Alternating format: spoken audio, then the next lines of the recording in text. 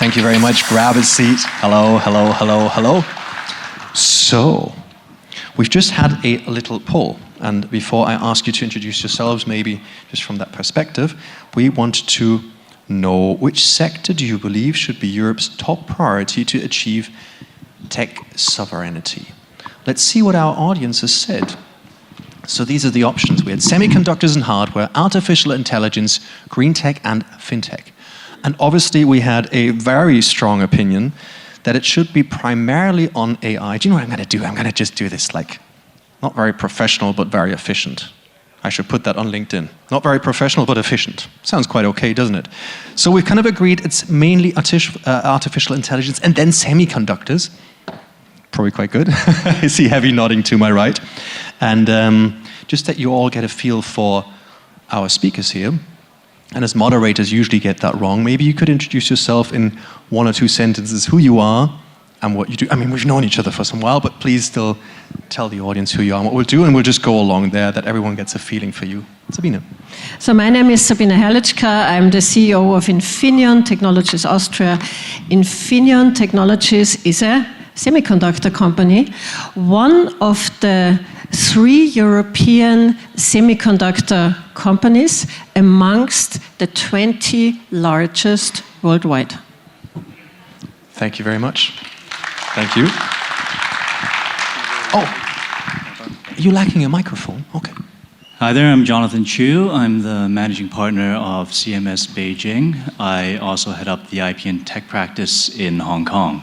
CMS is an international law firm, including having offices in Slovenia. Thank you. Varun? Thanks, Jonathan. So my name is Varun Rekhi. I'm a growth investor at Speedinvest. Speedinvest is a venture fund with $1 billion plus in AUM, which started out of its roots in Vienna, Austria, and has expanded across Europe, Middle East, and Africa. And I personally come from a background which ranges from Singapore, India, the US, and now investing across EMEA. Cool. Hi, I'm Julien Coustaury. I'm the founder and managing partner of Rouge Capital, the best VC in the world. I'm always happy to see you. I've been doing this a while and I always love your confidence. I like that. I like the smile on Speedinvest's face. Varun, you don't have to reply there, but I would imagine you might have a different opinion there. Let's make it simple. We've just seen, okay, our audience thinks AI, that's what we need. Some say green and climate tech, and then semiconductors. Interestingly, fintech just 6%, so we can kind of agree on that. But other than that, it's pretty cut out.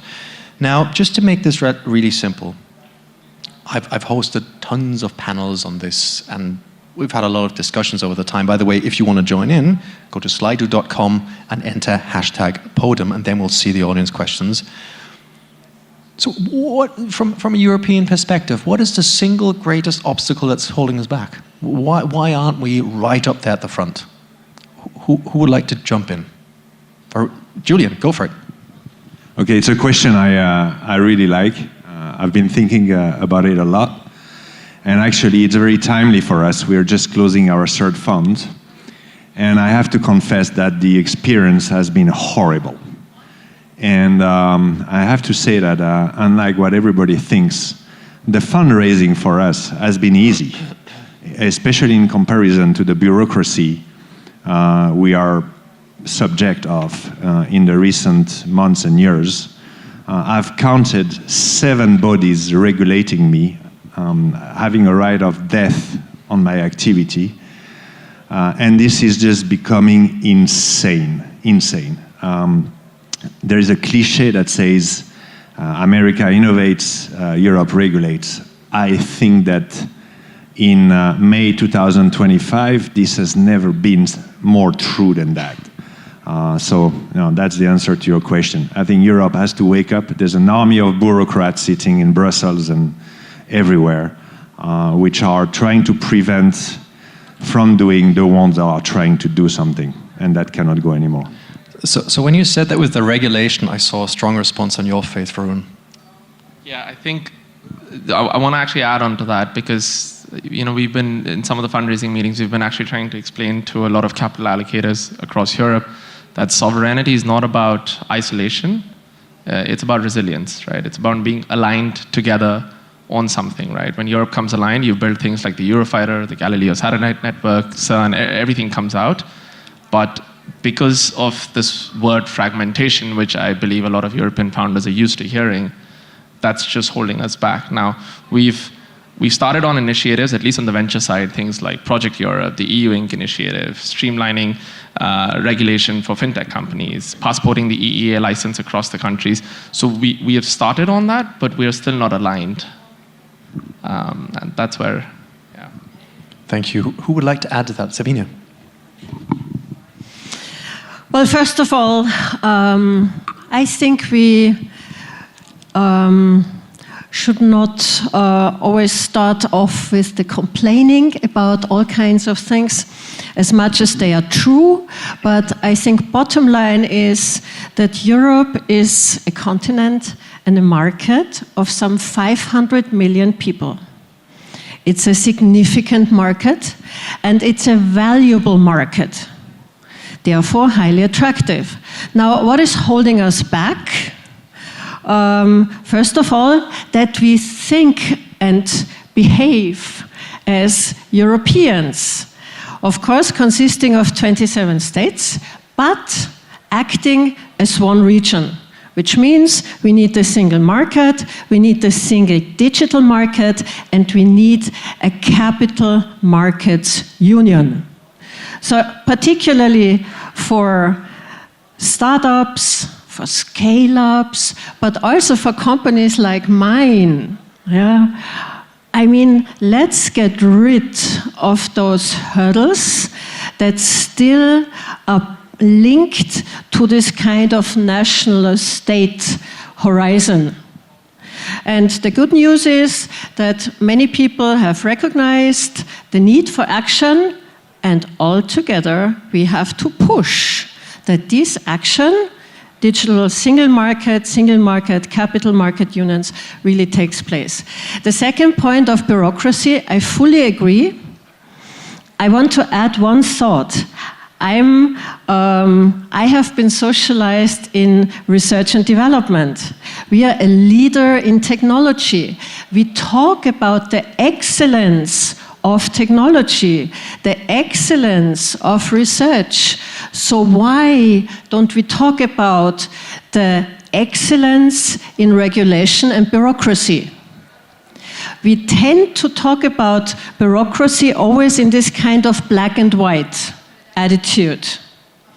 Need bureaucracy and regulation or don't need? And of course, as always, the truth is in between. We need effective regulation.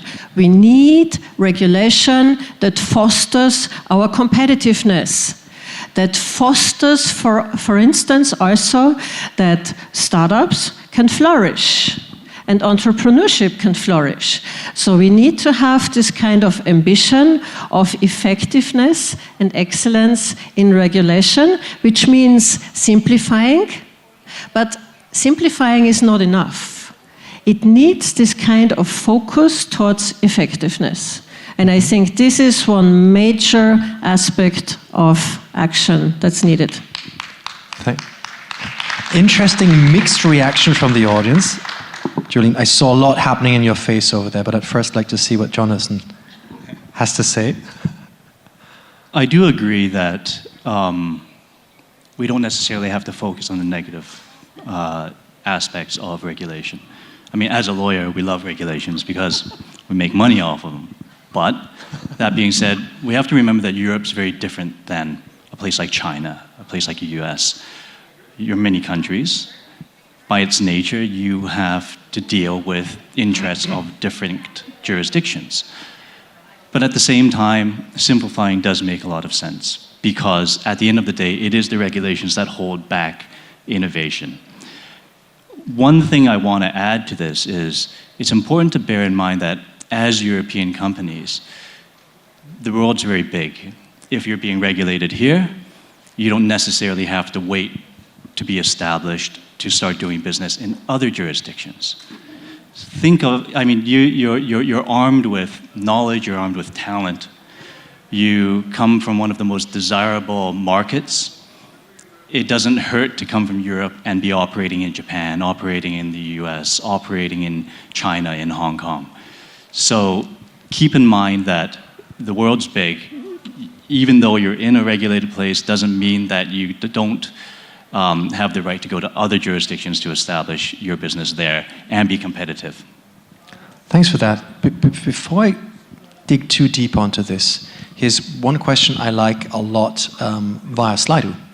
And we'll do this as a quick fire round, just to kind of spice things up. And that's, what is one concrete change or improvement you would introduce tomorrow if you could? So it's like basically saying to Santa Claus, this is what I want now. And obviously we know there's barriers and limitations, but... So Ursula von der Leyen comes and says, whatever you want, we'll do it. Who would like to go first on that one? I mean, I know Ursula can't do that via X or Twitter the way Donald does it, thankfully not, but just assuming it were that easy. What's the one thing? I mean, I know it's more than, it's a hard one. Like Varun's like, yeah, man, that's a good question. That's a good question. We have another 44 minutes to come up with an answer and just stare at you.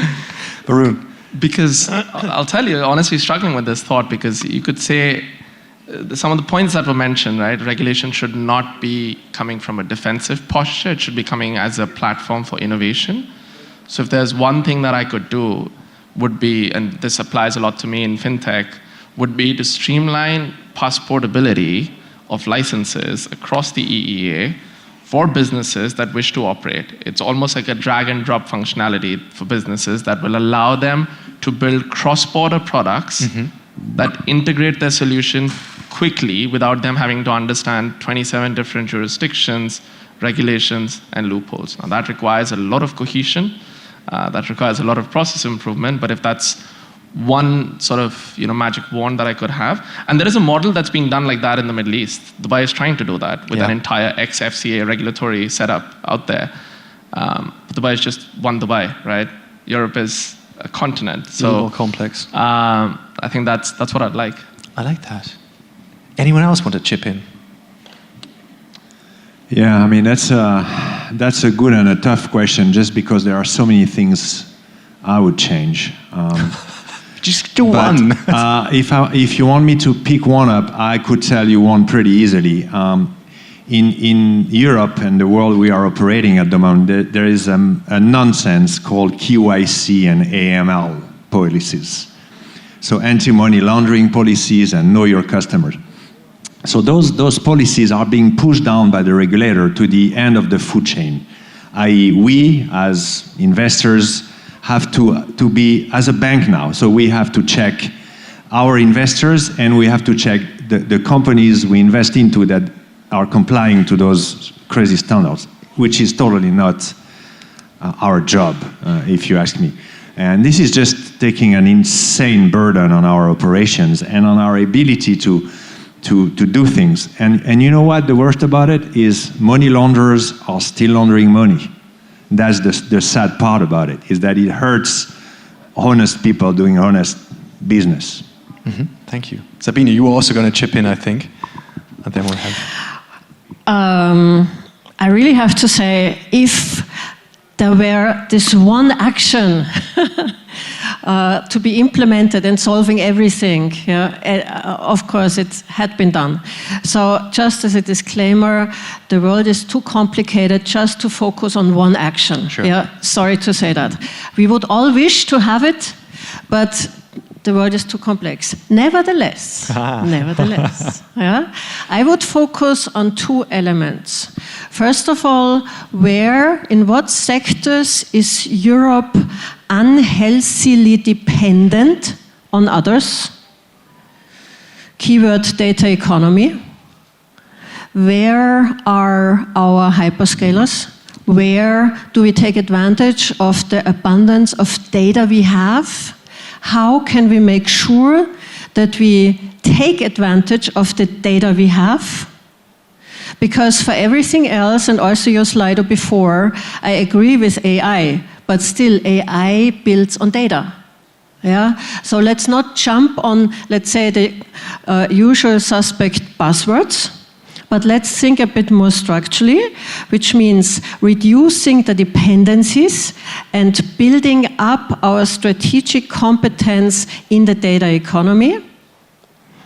And second, and that goes hand in hand with reducing the dependencies, building up strengths where others depend on us.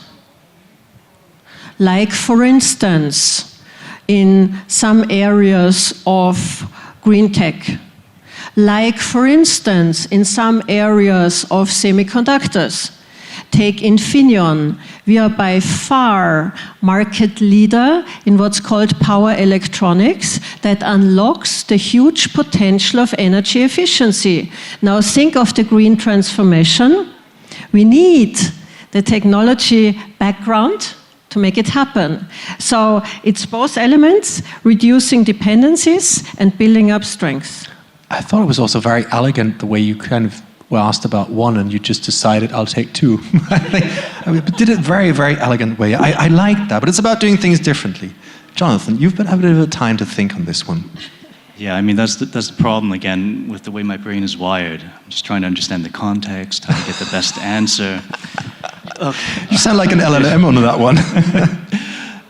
I think right now, based on the subject of this panel discussion, I would like to introduce the change of understanding that being competitive does not exclude the benefit of collaboration. So changing that mindset of understanding the benefits of collaboration, not being competitive to be number one and to win. Like when we're thinking about AI, who's going to win the race to AI? This isn't a race that's a 1 kilometer race and whoever wins, wins. We're going to get to a stage where somebody does something first, but then others are going to build on top of that. And is it going to be nation-driven? Maybe. But the reality is the technology that we're talking about, or the technologies that we're talking about, are going to be life-changing for everybody. And everybody's going to have a say or a play in this. So I think I would try to change, or I'd like to change, that mindset in terms of competition, understanding that competition and collaboration can go hand in hand. I like that. It's a very, very interesting approach. Now, I think I'll just throw on the next question because I really do enjoy Slido a lot. I know we've got a lot of questions we could do, but I always want to have the audience in there. And there's, should Europe prioritize, it's a bit difficult for me to read, I'm at that weird age where I can't see things in distant and can't see things close up. Should Europe prioritize semiconductor and chip production over joining the AI hype train? I'll do that as well. Yeah. Given that DeepSeek-proved tech moats in AI do not exist, while semiconductors are influenced by regulations, land, and labor. Now it's about semiconductors, and I wouldn't know whom to ask in this panel. Sabine. Yeah. First of all, as was mentioned earlier, there is a word for it, co-opetition. Yeah? So it's the cooperation and the competition, so we need both. Now, on the semiconductors, I think the important thing is to understand what are our foundations. Now, key enabling technologies, as we call them. Semiconductors, for instance, is such a key enabling technology because it enables other technologies to be developed. And therefore, you need to have this kind of semiconductor infrastructure in order to be able to build on and develop the data economy, AI. Of course, it needs more, but semiconductors are the tiny parts that enable a lot of the technologies. And luckily, and due to the pandemic, one has to say, it is broader understood that not only research, but also manufacturing is of key importance. And therefore, you see basically all the regions that have come up with programs on semiconductors, the European Chips Act, the Chips Act in the US, China is investing a lot, South Korea, basically all the regions, because many countries have understood that semiconductors, microelectronics is kind of the foundation for many other technologies to be developed. And therefore, I think let's avoid this kind of buzzword jumping in these kind of discussions, but think more structurally what is needed as foundation in order to make sure to be successful. Mm-hmm. Thank you. Julien, I see you. No, you're not building up, you're just in that praying position. Yes. But it makes you look... You want my answer? I'd love to have your answer. Oh, okay. I don't think we are losing the AI game so much. Maybe we're a bit behind, but I don't see it as big as the war we are losing on the semiconductor side. So I think definitely I would prioritize the building of a European champion such as NVIDIA, but here in Europe, because we are losing this war. Varun, you're inhaling. Yeah, I think I'd like to layer on top of that. You just view AI vertically, right? I know we've addressed semiconductor, and Sabine couldn't have expressed it better. Then come data centers. Then for me, it's the application layer, because that's sort of the venture perspective, right? And there, I feel Sabine also asked this question. It's about what do we have. So if you really think about it, what do we have? We have tons and tons of data sitting in factory floors, sitting inside the grid, sitting in payments infrastructure, right? For me, building on the third layer of AI to fully verticalize artificial intelligence as a whole is sort of the applied layer, and I think that's where Europe can lead with depth and precision, and not with the American blitzscale that is expected of venture capital. So when I look at what to prioritize, I think the foundations are obviously important. Then come the real estate and the data centers needed. But most importantly, for a lot of the venture world and the startup founders here, it's the application case on all that data that's sitting there. I very much like that approach. And now if you want to change the world, we have to not change today's world, but we have to look ahead and say, okay, what's the next big thing that might be happening to start working on that today? And if we look at Europe, where do you see the biggest untapped potential? You just kind of mentioned it, kind of answered already, Varun, saying, okay, there's tons of data lying there. And we also kind of already said, as we regulate so much, whatever comes through our process can be used worldwide. So we've had those two off. Where do you see the largest potential of really leapfrogging ahead? I'm really curious who would like to dive into that. Could be anything. I'm very, very curious about that. Well, I think that Europe is still lagging behind in terms of financial markets. I mean, it's no secret here. The amount of VC money per capita, whatever you want to call that ratio, is way, way, way behind what it is in the US.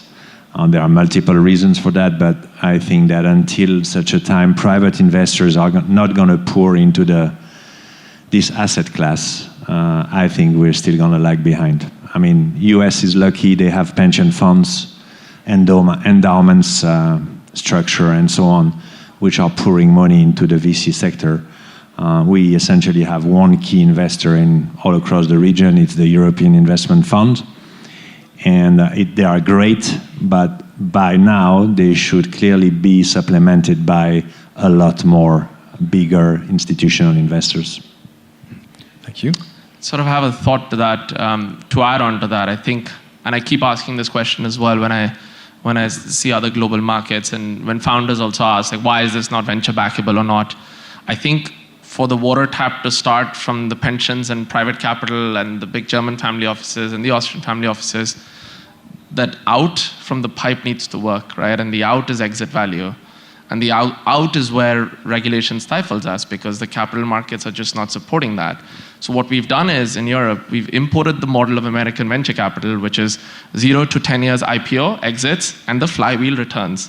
But the flywheel doesn't work because the exit doesn't work. The exit doesn't work, two things. Capital markets are fragmented, one, and then the corporations aren't buying. But the corporations are sitting on loads of cash. If Sabine is willing to buy a startup here today, you know. So I think that flywheel has to sort of function in a way. And then to Julien's point, that even a % movement in that private capital that's not exposed to alternatives can unleash so much innovation in the ecosystem. But there is a bottleneck, right? So basically saying, as we don't have these capital markets, as in like saying we don't have large IPOs, we don't have, so that kind of stuff isn't happening. So essentially we would have to work on that side. It is happening, but not to the extent, the amount of capital that's been poured in. Mm-hmm. The input is there, but the input needs an out to be recycled back in. Mm-hmm. And that stifles it, right? Thanks for that. Sabine? Agree, but the question is why? So, and therefore, I'm a big fan of addressing the core reasons. And the core reason is we need a capital market union. Because typically you have startups, then they develop, and at least at the point of scale-ups, they get kind of lost because of 27 different setups. So let's solve this problem. Instead of discussing putting more money into the market, we need both. We need the pension funds, yes, agreed. But we should not circumvent what's currently hindering us.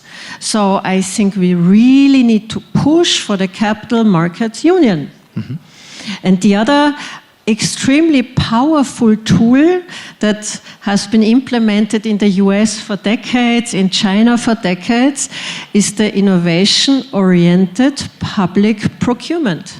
The state that is creating markets, particularly for innovations, particularly for startups.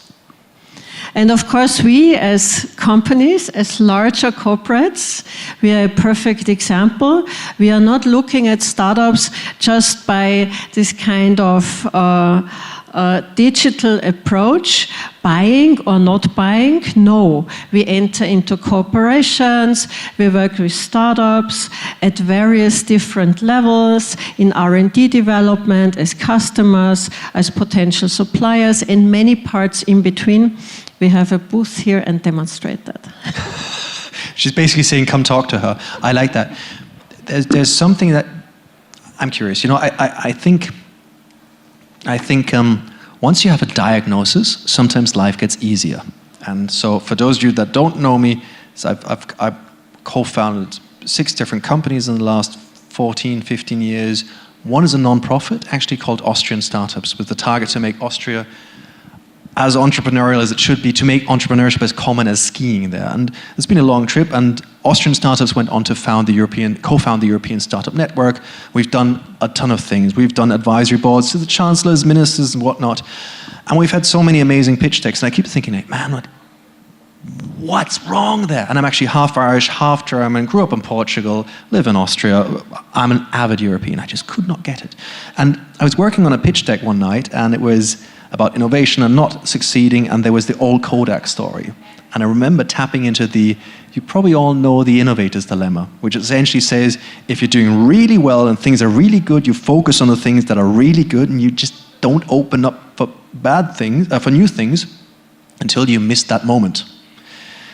And then you can't do incremental change, you can only do radical change. And for me, the more I look at this, I have the feeling that Europe is suffering from an innovator's dilemma, really strong case of innovator's dilemma, where we kind of continue on innovating on an incremental level and kind of do small steps, but the problem is getting bigger and bigger and bigger. Where on an innovation level, we would need radical innovation. Politics-wise, we're seeing it currently that either swinging to the left or to the right.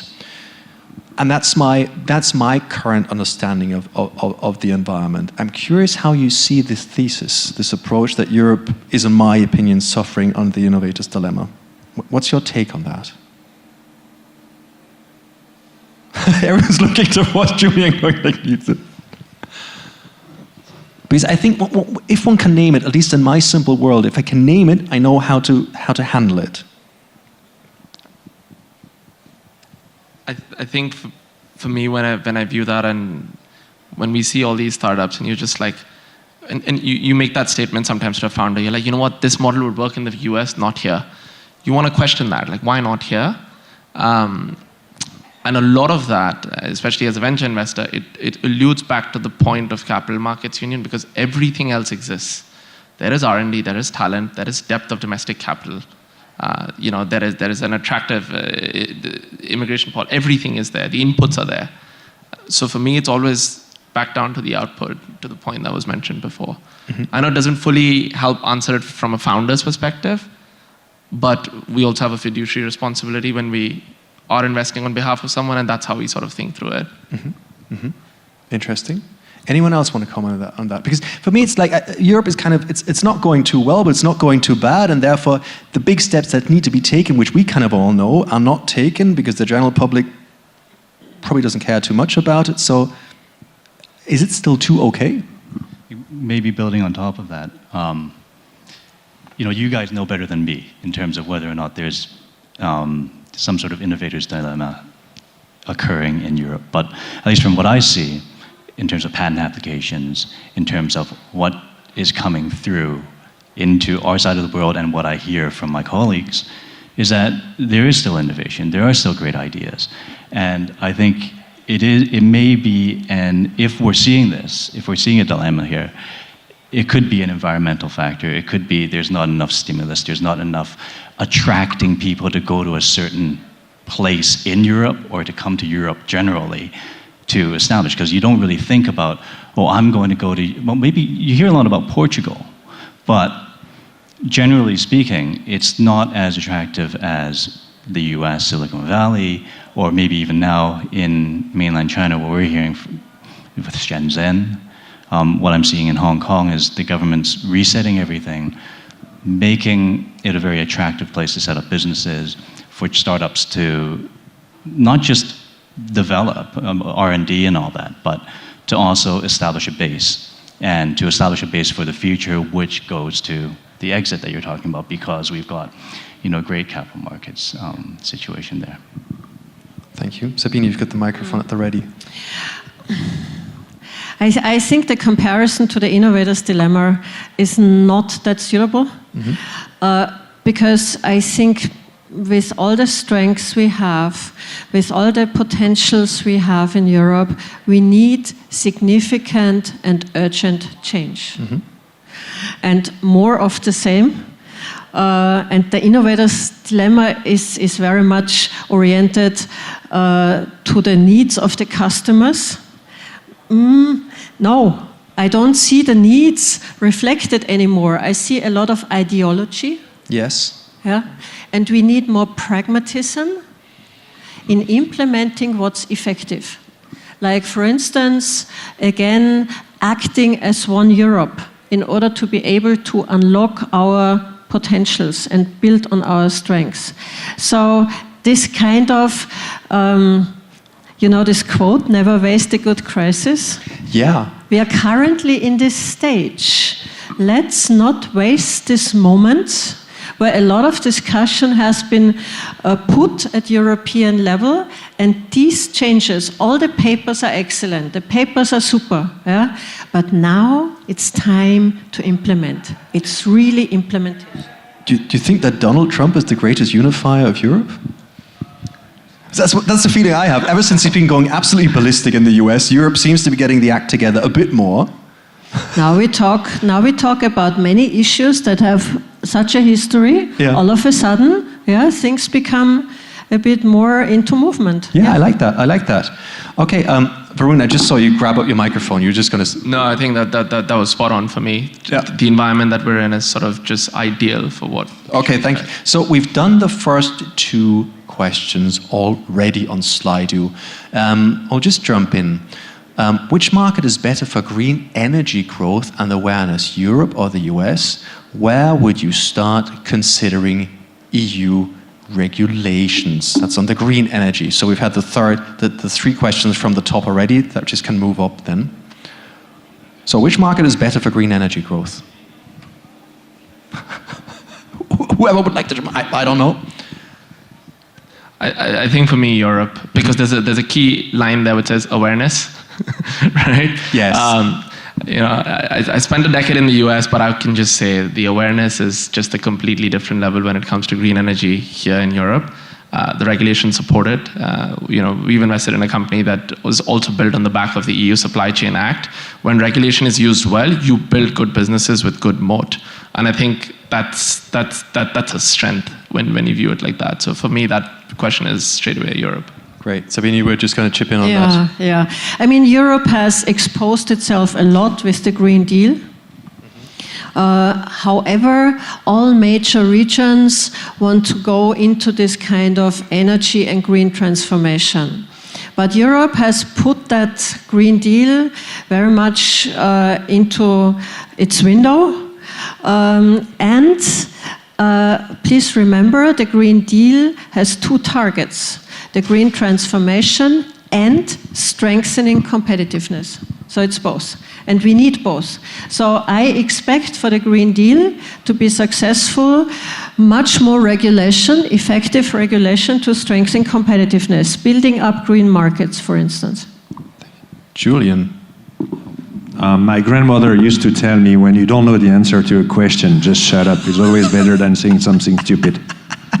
I just thought you were going to answer again. It's hard to read you, brother. Okay, here's an interesting question for Mr. Chu. So everyone's being very polite, that's great.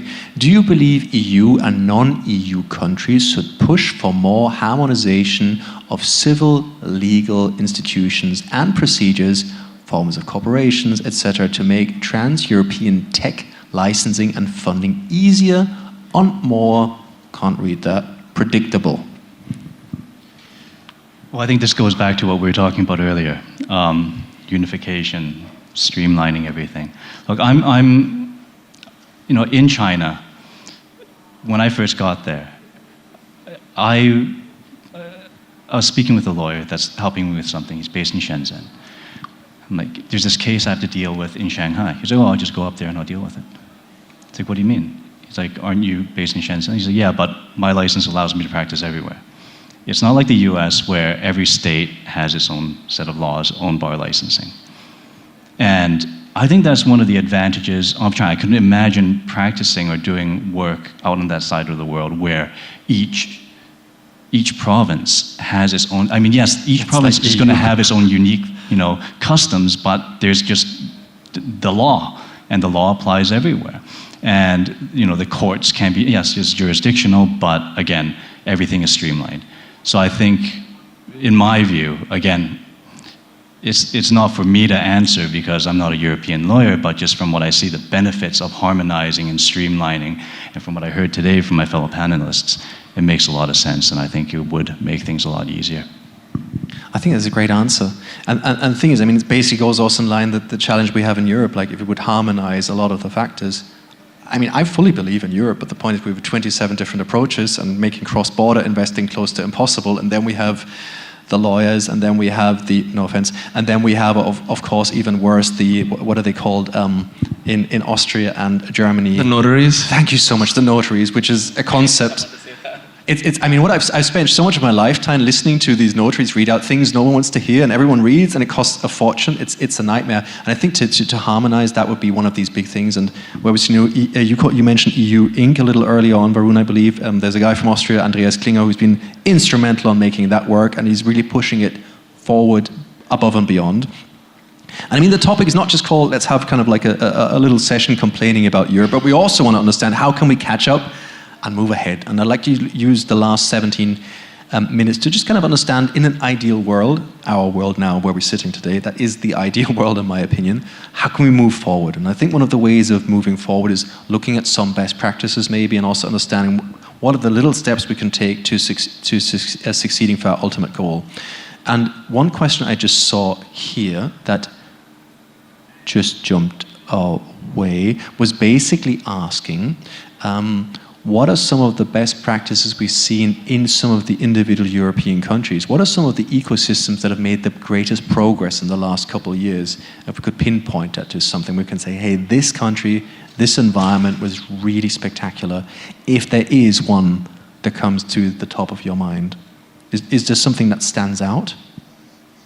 Varun goes like, nope. Nope, they all suck. Not one thing, but...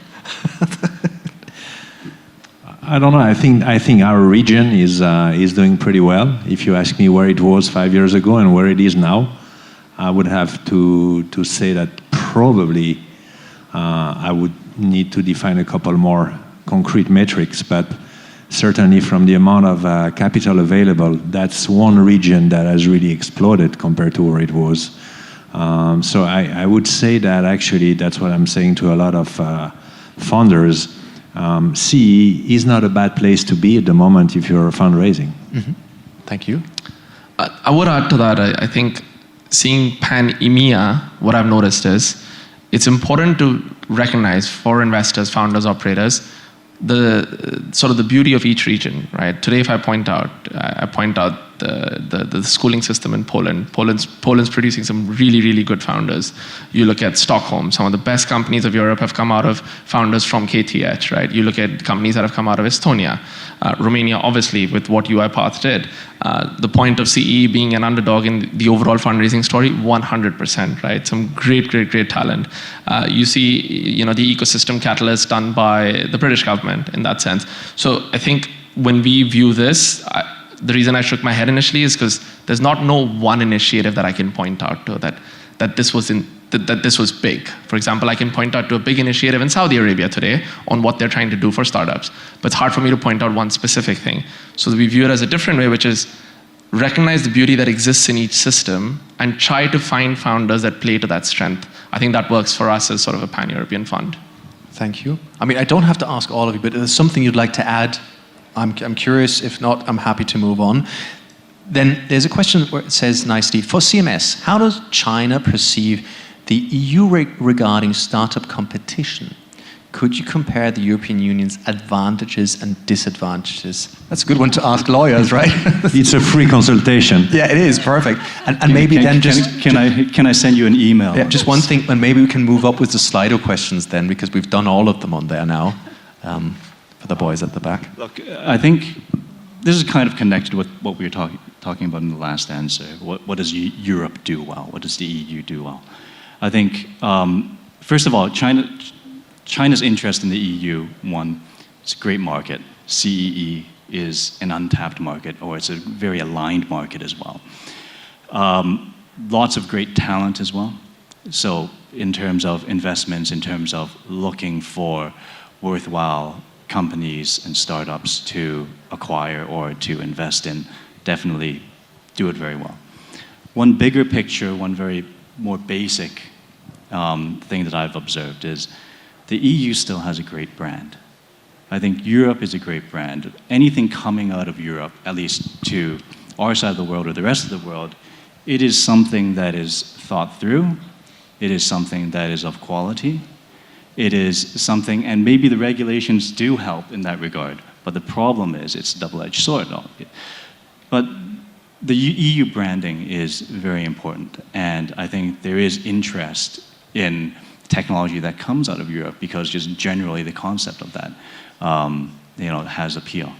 So yeah, a bit here, a bit there. I'll send you the email. Happy to get it. We'll make a big email for everyone. I like that approach. Now, what we haven't talked about too much right now is maybe the role of public policy and the governments.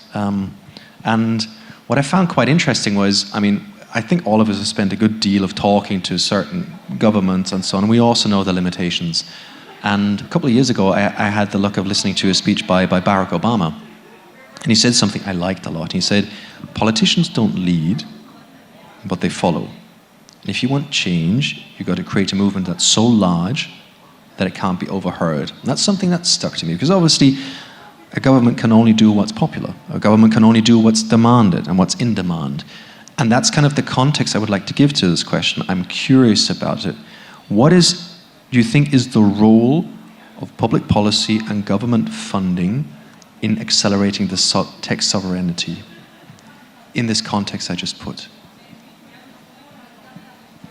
Because I know we can say more funding and more access, but I'd like to, because we've had these, not with the four of us now, the five of us, but we've had these kind of discussions a lot, and then we always know, well, they should and they could, but within that realistic time frame and within the realistic things that are also doable for what politician can do in their period of time?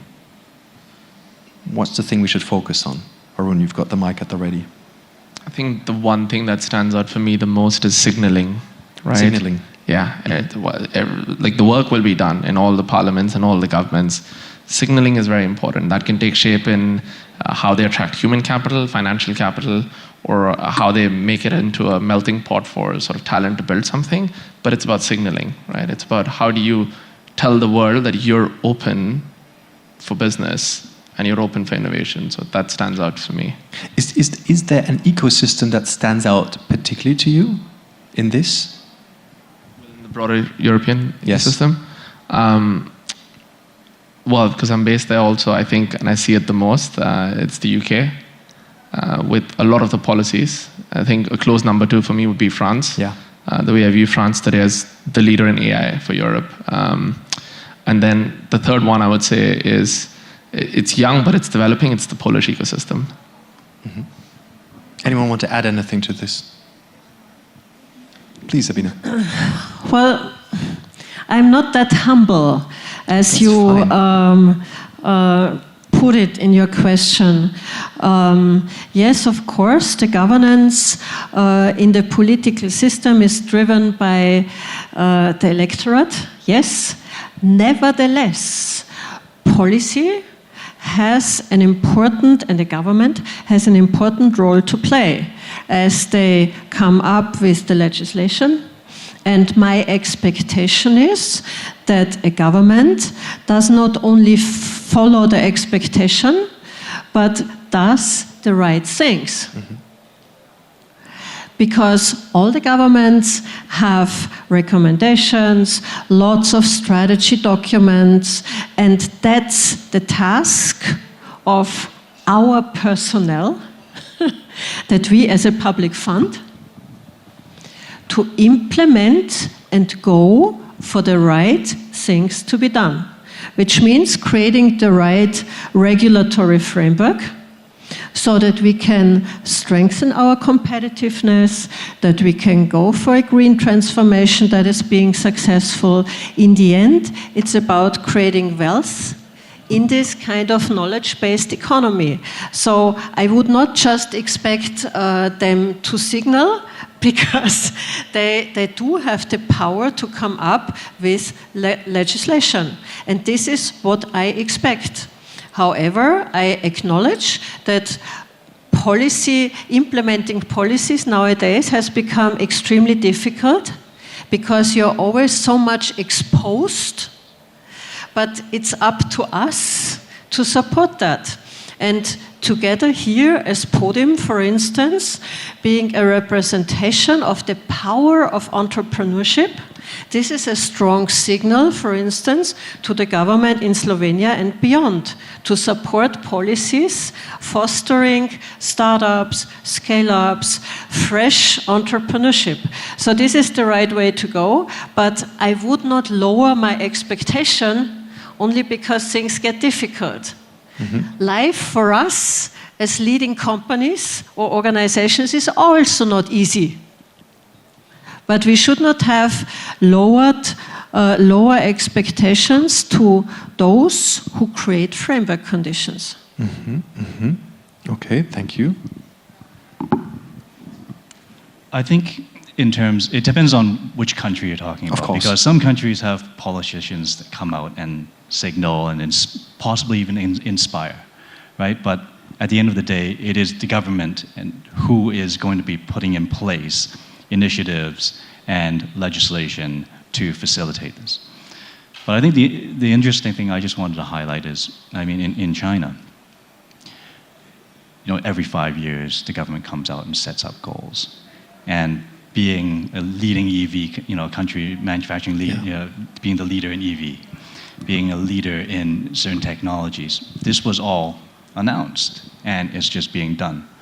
So saying and doing and facilitating and pushing it, yes, definitely politicians and governments have a major role to do it, but it's also seeing it through and pushing it through. So. Thank you for that. Julien, you're so thoughtful. You're very quiet today. Yeah, I mean, the questions are. It's hard to answer those questions without getting too political about the answer, and I really hate doing this. So, I mean, I don't know if you ask me. I mean, it's a bit of a wide statement, but I think we need the real leadership. I see a total absence of leadership every time I look at von der Leyen. I'm just thinking, what is she doing? I mean, what is her legacy to the history of Europe and the building of Europe? And that goes much beyond our industry. But that's very personal. I don't know. I think there are a lot of things to change. I think we are in a regulatory madness going on. It's very easy for people to ask to hire more people to regulate more. And I'm seeing this firsthand in the last year and a half of this very excruciating process of raising a new fund. And I think that we are in the red alert mode. And I'm not complaining because I'm still doing it. So this is the proof that I'm not only complaining. However, we are in a red alert mode. We are losing ground, and no one seems to realize it. And that's a real pity. That's interesting, and I also saw you nod there on that one, Sabine. It's something I notice a lot. I have the feeling for people who are not very involved in these topics we have, it seems to be okay-ish. And you just said we're in red alert mode. And I have the feeling sometimes maybe to admit that and to understand that we are under siege and under fire, and that kind of it's quite urgent as of now, is maybe the signaling that might be needed to a broader audience in order to, let's say, speed up certain necessities, because I don't know if everyone understands what's actually on the table there. Because for me, the greatest thing in Europe is we have an incredible history, we have the freedom of speech to say what we want, and we have an ecosystem where we actually take care of one another. That's something I believe in so much, an incredible healthcare system. That has its challenges now. Everything is kind of going down, public schooling, public services, and whatnot. Thank you so much. I'm running out of hands. That's what Europe is about, helping each other in moments of need. That's perfect exempling there. But I think simply this understanding that there's full-on red alert is still quite absent. Varun, I saw you grab the... Yeah, I think really acknowledging what Julien said, for me, and why I use that word signaling also, for me it's about good founders don't wait for the right regulation to come. They will build regardless of where they are, regardless of the 12 hours they need to spend with the notary. But what is required for a catalyst for intrinsic motivation is essentially leadership. Right? Today, when I take the case of India, when I see what Modi's done, he's been a leader. He's not done any policies per se that are making it friendly for startups. It's still a nightmare to build a startup in India. But it's the signaling from the top that the nation's open to being a venture capital nation, right? I think from the VC perspective, that's important to me, as to what the leader says. So that's pretty interesting take from what Julien said. I think a lot of us in the world echo that point as well. I mean, sorry to jump on that, but Daniel, I mean, we are at Podim, we're all tech guys. How long have we been dreaming about the Silicon Valley? I mean, since I'm in an age of thinking tech, I've been thinking about the Silicon Valley. What have we done really to replicate that model where every politician that wakes up in the morning tells you that a country must innovate not only to survive, but to thrive? Nothing. That's the harsh reality. We do, all of us here in this conference today at a small scale, but we need much more if we want to close the gap. Thank you. Sabine, you just gripped the microphone. Yeah. 2 minutes left to go. Yeah, no pressure. And I think with all fairness, we have to say that the urgency at least has been recognized. We had prestigious reports over the last half a year, a lot of attention, also top level at European level, national level. I mean, as we discussed earlier, if there were this one measure to be implemented, yeah, that's easy. But doing this kind of simplification and with all the complexities, with the different interests, this is a challenge in itself. I don't want to justify because I feel the urgency, I'm impatient, I see how we lose ground. However, I think we are as far as a long time before that that change is at least recognized to be implemented. And maybe it needs crisis to come up with the power and energy to implement those changes, but changes are not just done by Mrs. von der Leyen, but by the heads of states, and in the end, it's us who have to push for it, because we are the electorate. So I have 36 seconds to try and summarize this. Which I like doing, and that's what I find so interesting. I always start with a white sheet of paper and then I take notes. And we set out to understand how can Europe foster in this global tech race? How can we catch up and how can we move ahead? And to try and do this, we've had a look at it and to try and understand, well, what's actually going on? What's happening? And I found it interesting. Kind of the opening question we had from the audience was, what's the one thing? And the interesting thing was we've got 4 smart people who are all really deep in this, and everyone's like, that's a good one, because it's not that easy, and that makes it somewhat difficult. And that's the problem. If we're looking for a singular thing to change in a one-dimensional problem, that's straightforward. We have a multi-dimensional problem that's kind of intertwined and interconnected. If you change one thing, a lot of things happens, which might also sometimes lead to, well, the lack of people doing something because one tends to feel somewhat overwhelmed. But we've also looked at Europe and said, well, Europe is an amazing place. We've got a lot going on. We've got so much talent. We've got so much know-how. We've got so much history. We have so much data that's untapped. We have so much regulation, which can be good, can be bad. But if you kind of fight your way through it, you have a product that can withstand a global market. But at the other hand, we say, well, getting past that is really hard and really tough and really brutal. And obviously there would be quite a few recipes to do. We've talked about a unified capital market. We talked about a unified company form like the EU Inc. and so on. So all kind of leads forward to saying Europe is a great thing, but having 27 different approaches is kind of hard. And being slow in a race is kind of hard when we want to race others who have unified markets. We talked about that Europe has a lot to offer. And one thing I found interesting was the approach saying, well, we have a very strong brand. We have a very strong history, but we might also have a bit of a, you put it like, absence of leadership. We talked about China going like, hey, that's the targets we want to approach, that's what we want to do, let's go. And we talked about that we might be under full red alert and we might be lacking the urgency. We were kind of discussing that, and we were also happy to kind of somewhat be a little bit unsure if it's fully urgent or not. We said one of the approaches has to be signaling. Of course it has to be from the very top. But to make the ones at the top be willing and able to signal, we need to signal ourselves what it is we want and what it is we need. And at the end of the day, it's always taking a step further. On a founder level, we said, okay, no matter what's going on, great founders will always find their way to go forward if you focus on your fundamentals, if you ignore the buzzwords. And at the end of the day, it's up to us to make this work, step by step, forward by forward, and by co-opetition. I like that word a lot. So in that sense, yes, it's tricky, yes, it's hard, but then again, it's the environment we strive, because there's so much in it for us together. That would be my summary. I hope you agree. 100% of my panel agrees, that's great.